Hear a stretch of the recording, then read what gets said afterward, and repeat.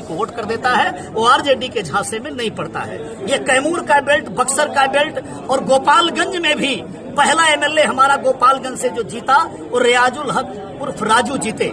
रियाजुल हक राजू जीते, पूरा मुसलमान उनको वोट दिया था और अभी फिर से उन्होंने पश्चाताप किया।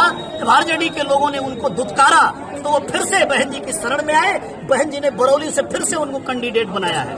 मैं तो ये कहना चाहता हूँ कि हमारे मुसलमान भाइयों में इधर आप जाएंगे शिवहर की सीट पर तो सरफुद्दीन को दुत्कारने का काम किया, बसपा के हाथी पे सवार होकर चुनाव लड़ रहे हैं, वो भी विधायक बनेंगे। उधर बरौली से रियाजुल हक राजू भी विधायक बनेंगे और इधर कल्याणपुर से शाद मोहम्मद भी विधायक बनेंगे। समीकरण बदला हुआ है बिहार का। बिहार में कितने सीटें पे आप आ सकते हैं, क्या अनुमान है? बहुजन समाज पार्टी ऐसे तो लगभग 185 सीटों पर हमारा कैंडिडेट लड़ रहा है, लेकिन उसमें से 28 सीटों पर Bahujan Samaj party neck to neck fighting में है। और उन 28 सीटों में से अगर ये कहें कि हम अगर आज प्रेडिक्शन करें कि हम कितनी सीट जीत सकते हैं तो 28 में से 18 सीटों पर हमारी जीतने की पूरी संभावना है। और उसमें से कल्याणपुर भी एक विधानसभा क्षेत्र है। कई हमारे वर्तमान एमएलए, कई पूर्व एमएलए जिनको उन लोगों ने दुत्कारा, बहन जी ने शरण स्थल दिया है और उनको अपना हाथी सिंबल बहन जी ने दिया है। कई लोग चुनाव लड़ रहे हैं। गोपालगंज से साधु यादव भी यहीं से चुनाव लड़ रहे हैं। बगल में रणधीर सिंह जी बेलसंड से चुनाव लड़ रहे हैं। राजपूत समाज से जाएंगे आप जीरादेई में तो प्रमोद कुमार मल्ल जी बहुत ताकत के साथ चुनाव लड़ रहे हैं।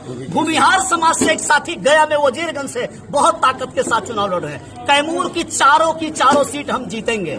सासाराम में एक सीट पर हमारा पर्चा खारिज कर दिया, 6 सीटें शेष बचती है, 6 सीटें हमारी फाइटिंग में। कल्याणपुर को लेकर पूरी तरह से अस्वस्थ हैं। कल्याणपुर के लिए पूरा आश्वस्त हैं। अब मेरे मुसलमान भाइयों से मेरा निवेदन है कि अपना मुस्लिम विधायक बना लीजिए। अन्य कोई मुस्लिम कैंडिडेट यहाँ पर नहीं लड़ रहा है। एक ही मुसलमान सिर्फ मोहम्मद बदिउज्जमा लड़ रहे हैं, चांद बाबू लड़ रहे हैं। अपना विधायक बनाइए। बहुजन समाज पार्टी सर पे ताज बना करके चांद मोहम्मद को रखे। सर, तेजस्वी यादव कह रहे हैं कि लुंगी पहनने वाले, टोपी पहनने वाले आतंकवादी है, क्या कहेंगे?